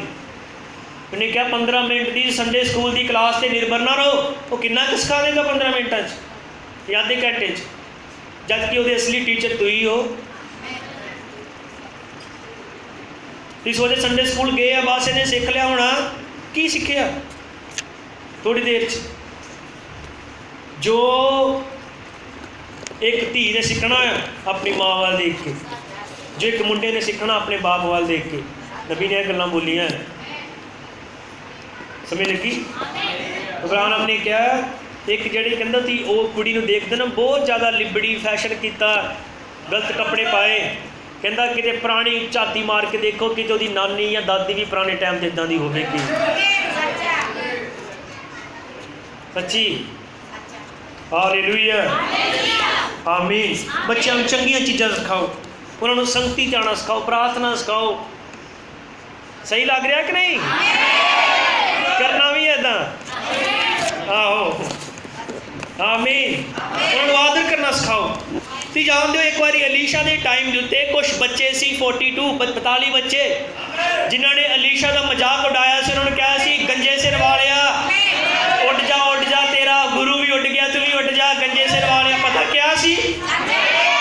और अलीशा ने उस वेले बोलिया कि हुणे जंगल चो रिछड़ियां आन और इन्होंने बच्चों को पाड़ खान। उस वेले रिछड़ियां आईयां और 42 बच्चे उस वेले मार दिते सी। 42 बच्चे उस वेले रिछड़ियां ने पाड़ के मार दिते। इब्राहिम ने क्या पता क्यों? कहता उन्होंने बच्चों का कोई कसूर नहीं, किते कहता उन्होंने माँ बाप जूर टेबल से बैठ के उस नबी के विरुद्ध गल्लां करते हुए होणगे। अपने बच्चों च उन्होंने उस सेवक के प्रति कोई आदर वाली गल्लां नहीं उन्होंने सामने कीतियां होईयां होणगियां। कहता जरूर है उन्हें बेइज्जती करते होणगे, आपस च गल्लां करदे होणगे, बच्चों ने सुनिया और बच्चों च आदर नहीं सी। इसे गल करके बच्चों के सामने जो ही अलीशा आया तो उन्होंने अलीशा का मजाक उड़ाया। उस तो बाद उन्हें क्या एक भी बच्चा नहीं बचे, सारे ही मर गए। उन्हें क्या उन्होंने बच्चों का नहीं, माँ बाप का कसूर है जिन्होंने उन्होंने बच्चों के दिलों च अपने सेवक के प्रति आदर नहीं पाया। कितने समझे?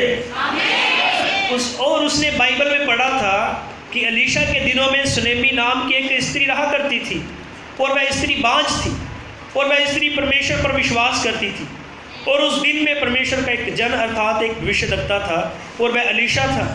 और उसने उस भविष्यद्वक्ता के लिए एक छोटी सी कोठरी अपने घर के बराबर में वहाँ पर बनवाई थी जहाँ पर उसका और उसके पति का प्यारा सा घर था। उन्होंने एक कोठरी बनवाई और उसमें जल की एक सुराही रखी और उसमें उस भविष्यद्वक्ता के लिए नहाने धोने का इंतज़ाम भी किया। एक कोई औरत सी को समय होते जड़ी आदर कर रही थी, उन्होंने बस उसे एक प्यारा सा आरामदेह जगह दी आमीन, हालेलुया। और तभी वहां पर एक था और वह हो गया था। अब याद रखिए, वह गुस्सैला भी था, अलीशा गुस्से वाला भी था। और कुछ बच्चे उसका मजाक उड़ाने लगे क्योंकि वह गंजा था, और उसने उन बच्चों को श्रापित किया। ऐसा उन बच्चों की वजह से नहीं हुआ था, ऐसा तो उन माता पिता की वजह से ही हुआ था जिन्होंने अपने बच्चों की परवरिश करते हुए परमेश्वर का आदर करना नहीं सिखाया था। ऐसा उसी कारण हुआ था, उन माँ बाप को अपने बच्चे गंवाने पड़े क्योंकि 2 मादा भालुओं ने उनमें से 42 बच्चों को जान से मार डाला था। जूरी ही 100 या उससे अधिक ज़्यादा बच्चे अलीशा को चिढ़ाते हुए इसके पीछे भाग रहे थे, और वह उस समय सामरिया से होकर जा रहा था जहां उन्होंने उस भविष्यद्वक्ता ने काफ़ी लंबे समय तक वचन का प्रचार किया था। परंतु क्या आप वहाँ कुछ देखते हैं? ये तो परमेश्वर के सुसमाचार दूत के प्रति लोगों का रवैया था जिसके कारण ऐसा हुआ था। सुनते थे किन्हें समझे?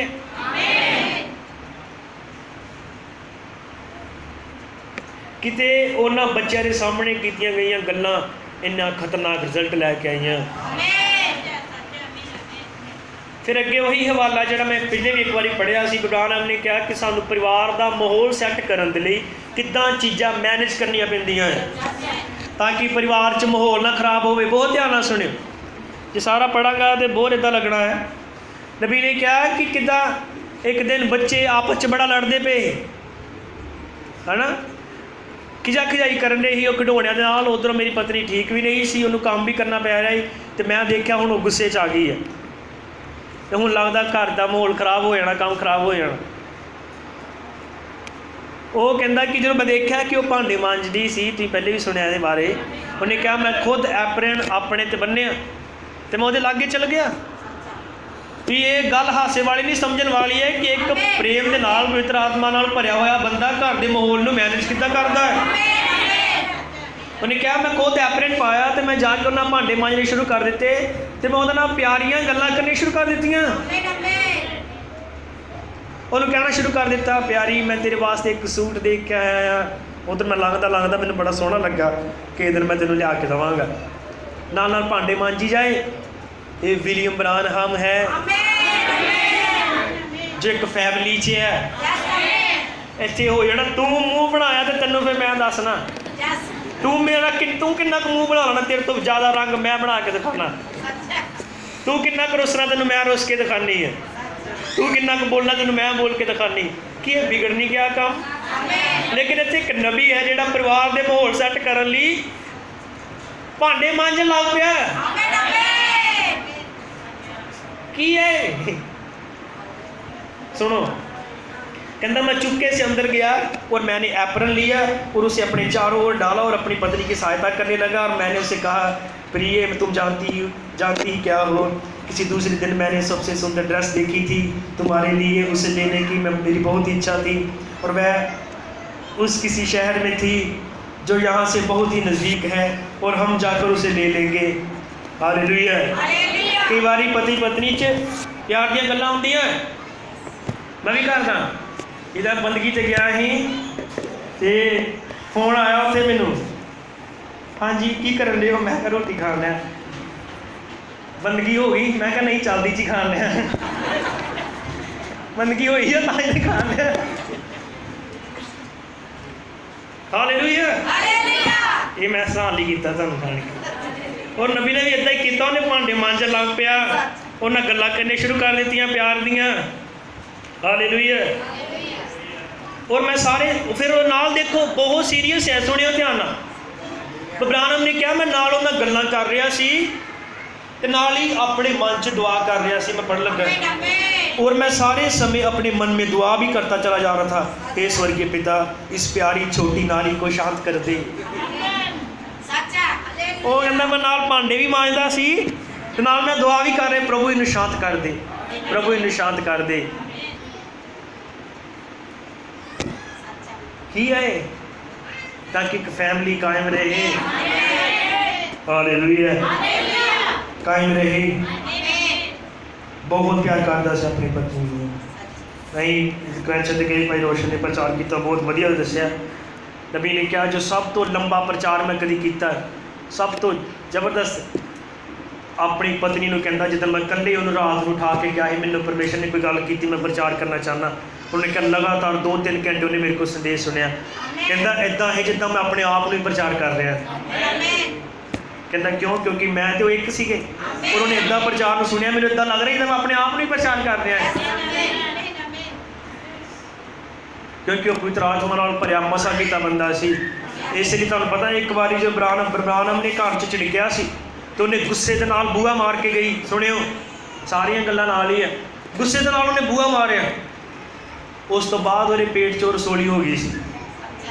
तुसीं पढ़ के देखो कि मैसेज उस तो बाद हुई,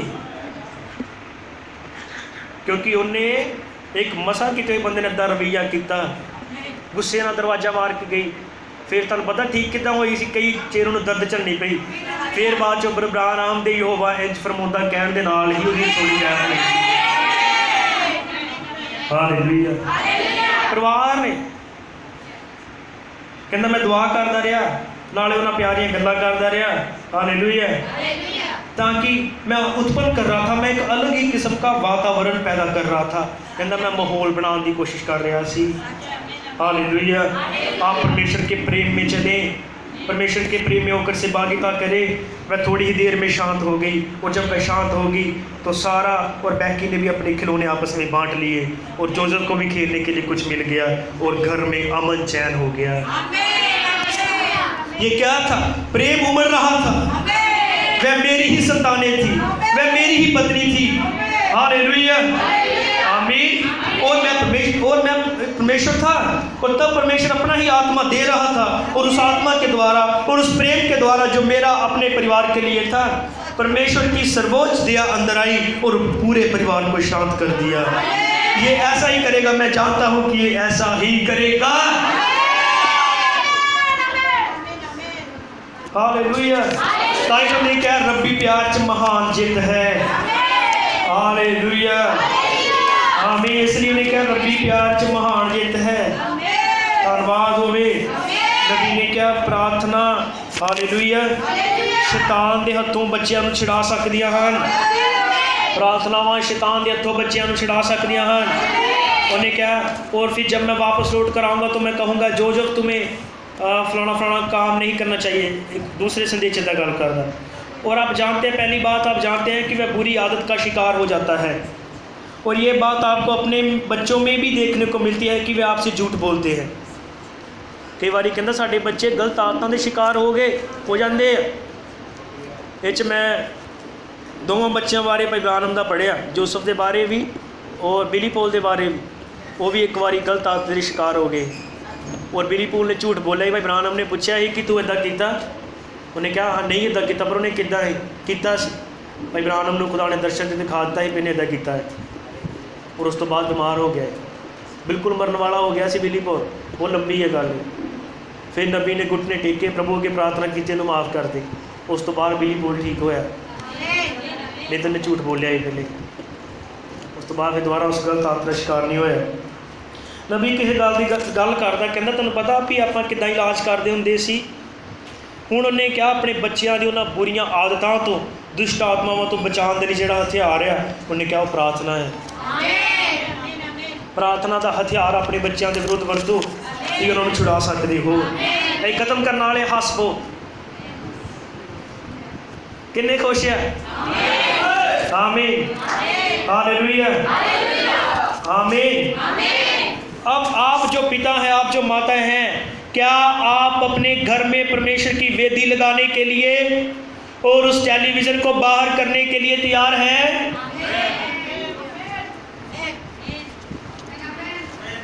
सुनो, दोबारा बोलने लगा मैं। आप जो पिता हैं, आप जो माताएं हैं, क्या आप अपने घर में परमेश्वर की वेदी लगाने के लिए और उस टेलीविज़न को बाहर करने के लिए तैयार हैं? देख लो, कटना पैना है। क्या आप उस ताश की गड्डी को मेज की दराज में से बाहर निकाल फेंकने को तैयार हैं? कि तुम पंजवीं इंजील बनने लिए तैयार हो? कि तुम अपने बच्चों को सिखाने के लिए तैयार हो? कि तुम उन्होंने लगातार प्रार्थना सिखाओगी? कि तुम उन्होंने बाइबल दी कहानियां सिखाओगी? कि तुम अपने परिवार च चंगा माहौल बनाओगी? कि तुम कामकाज की जिम्मेदारियां निभाओगी? आमीन कहो। हालेलुया। और हरेक वो गल जी तुहाडे परिवार तुहाडे बच्चों को बिगाड़ दी, उन्हें कहा जाओ जाके बाहर सुट दो और घर च परमेश्वर की वेदी तैयार कर दो जाके। हालेलुया। आमीन। या आप बस अपनी उसी पुराने चाल चलन पर नहीं चलना चाहते हैं? आप जो अभी भी आने की स्थिति में नहीं है, आप जो अभी भी अपने ही चाल चलन के अनुसार चल रहे हैं, परंतु मैं प्रार्थना करता हूँ कि आप शिमशोन के जैसे बन जाएं।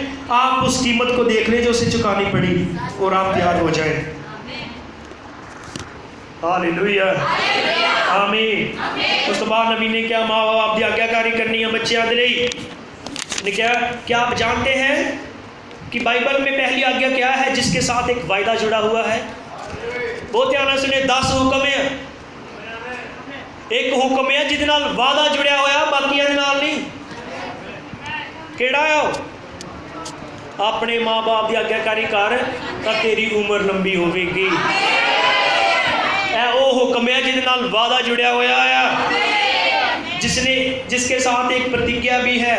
वह आज्ञा जो एक प्रतिज्ञा है वह क्या है? हो सकता है कि आपके लिए इन प्रतिज्ञाओं को समझना थोड़ा सा कठिन हो। पहली आज्ञा ये है, मेरे अलावा तेरा कोई परमेश्वर ना हो। परंतु वह महान आज्ञा, और देखिए वह पहली आज्ञा जिसके साथ एक वायदा जुड़ा हुआ है वह बच्चों के लिए है। क्या आप जानते हैं? देखिए परमेश्वर ने कहा था, बच्चों तुम अपने माता पिता की आज्ञा मानना जिन्हें तेरे यहोवा परमेश्वर ने तुझे दिया है, इससे पृथ्वी पर तेरी आयु लंबी होगी।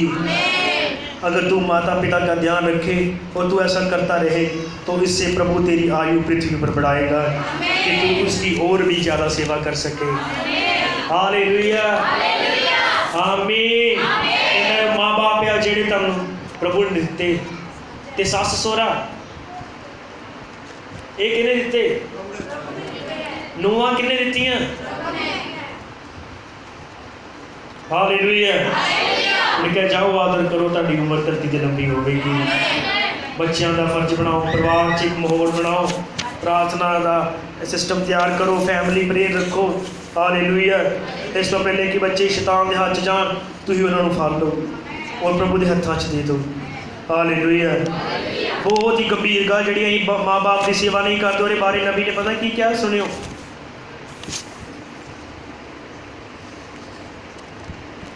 कहता मैं इसकी परवाह नहीं करता हूँ कि बात क्या है। समझ लगी? मैं इसकी परवाह नहीं करता कि मसला की है, गल की है। आपको हमेशा अपने माता और पिता का आदर सम्मान करना है। मैं सोचता हूँ कि सबसे ज़्यादा भयंकर बातों में से जो बात मैं सुन सकता हूँ वह ये है, छोटे छोटे बच्चे, युवा बच्चे अपने माता पिता को कह रहे होते हैं, ओ बूढ़े, ओ बुढ़िया। अज तुहानूं पता, अजकल तुहानूं पता बुढ़े बापू बेबे, बुढ़े कहना बुढ़े, बेबे बापू चलो पंजाबी च है ही है।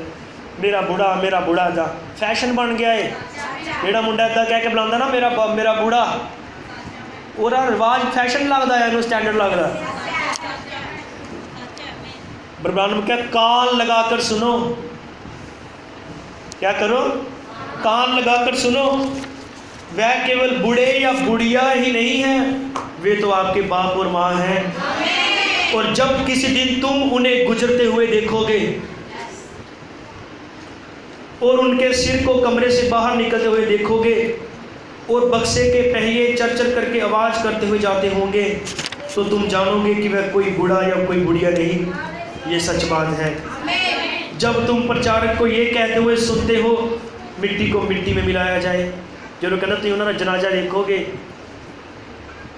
जो उन्होंने लाश घरों निकलती होगी, तो तुम्हें एहसास होता है कि धरती पर जो तुम्हारा कभी सबसे अच्छा दोस्त रहा था वह जा रहा है। मगर इसकी मुश्किल तो ये है कि जब तुम इस बात को सीखते हो तब तक बहुत देर हो चुकी होती है। जो तुहाडा दिल करदा वो काश की हुंदी साडी माँ हुंदी, साडा डैडी हुंदा, साडी सस हुंदी, सोहरा हुंदा, उदों तक कहंदा बहुत देर हो चुकी होंगी। आप तब रोने का और आंसू बहाने का और उनके लिए ढेरों फूल बेचने का इंतज़ार ना करो। आप उन्हें ये सब कुछ ठीक इसी समय दो, एक अच्छा लड़का या अच्छी लड़की बन के हरेक किरदार वफादारी नाल निभाओ। पवित्र आत्मा तुहानू समर्थ देवेगा। माँ बाप का आदर करने काम करने सब चीज़ों के लिए। हालेलुया। इब्राहिम ने कहा अगर परिवार में घर कुटुंब की इज्जत नहीं होती, अगर बच्चे माँ बाप की इज्जत नहीं करते, तो समझो घर परिवार टुकड़े टुकड़े होकर बर्बाद हो गया। अगर कोई कलीसिया पास्टर की इज्जत नहीं करती, तो समझो कि उस कलीसिया की बर्बादी हो चुकी है। अगर कोई देश अपने कानूनों की इज्जत नहीं करता, तो वो देश बर्बाद हो चुका है। हमें उन्हें क्या यीशु मसीह साडे लिए हर गल च टाइप है, नमूना। उन्हें बचपन वधिया बिताया, उन्हें जवानी वधिया बिताई, अपने पिता के अधीन रहा, तो उन्हें गिरी हुई सृष्टि का उद्धार कर दिता। We are the family of the Lord. यही प्रभु का परिवार हाँ, यही प्रति छाया हाँ। उन्होंने क्या तो लिखत पत्रियाँ हो, लोग तुम पढ़ते हैं, जो तुम बंदगी जाते उदों भी देखते, जो तुम लाड़ते उदों भी देखते हैं। इसलिए आज को समर्पण करो। तुहाडियां जिम्मेदारियां हैं अपने बच्चों के प्रति, पति पत्नी के प्रति, परिवारों के प्रति, काम काज के लिए, पत्नियों का ख्याल रखने के लिए, लोड़ां पूरियां करने के लिए, सब चीज़ों के लिए। क्योंकि बाइबल बयान करती है पत्नी अपने पतियों के अधीन रहो, तो पतिओ अपन पत्नियों को अपने समान प्यार करो। हालेलुया। किन्ने ने खुश है? किन्ने ने एक वधिया मसीही परिवार बनना चाहते हैं? किन्ने ने बदलाव चाहते हैं? किन्ने ने करना चाहते हैं? कहीं पढ़िया है। हालेलुया। आमीन। आओ अपने पैरों से खड़े हो जाओ। सब अपने पैरों से खड़े हो जावांगे, अपने हथों को ऊपर उठा सकते हैं। अपने परिवारों के लिए, पति अपनी पत्नियों के लिए, पत्नियां पति के लिए, माँ बाप बच्चों के लिए, अपने सस सहुरे के लिए, अपनी नूहां के लिए, अपने परिवार के लिए प्रार्थना करांगे। कहो प्रभु साडे परिवारों च एक मसीही झलक होवे, असीं आग्याकार होइए प्रभु। साडे घरां परिवारों में शुद्ध साफ कर, हर गल जो तेन पसंद नहीं साडे घरां चली जाए। साडे परिवार आत्मिक परिवार हो। तुसीं दुआ करो भैनों भराओ सब। ये कुछ मकसद है इन्हां गल्लां नूं प्रचार करने का। प्रभु तुहाडे विचों दी अपने गुणां दा प्रगटावा करना चाहता है। एक वधिया पति दे विचों अपने गुणां दा प्रगटावा करना चाहता है। एक वधिया पत्नी दे विचों अपने गुणां दा प्रगटावा करना चाहता है। एक वधिया माँ बाप दे विचों अपने गुणां दा प्रगटावा करना चाहता है। एक वधिया बच्चों के विचों अपने गुणां दा प्रगटावा करना चाहता है। वो कुआरियां दे विचों अपने गुणां दा प्रगटावा करना चाहता है। वो कुआरियां दे विचों अपने गुणां दा प्रगटावा करना चाहता है। हालेलुया। हर रिश्ते अपने गुणां दा प्रगटावा करना चाहता है।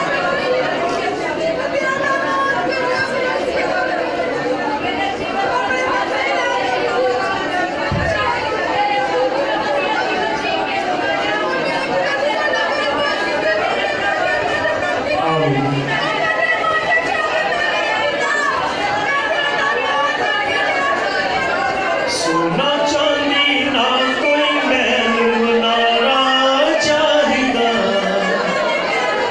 सोना चांदी ना कोई महल बनाना चाहिदा। मैनू अपनी फैमिली का छुटकारा चाहिदा। मैनू अपनी फैमिली का छुटकारा चाहिदा। सोना चाहिए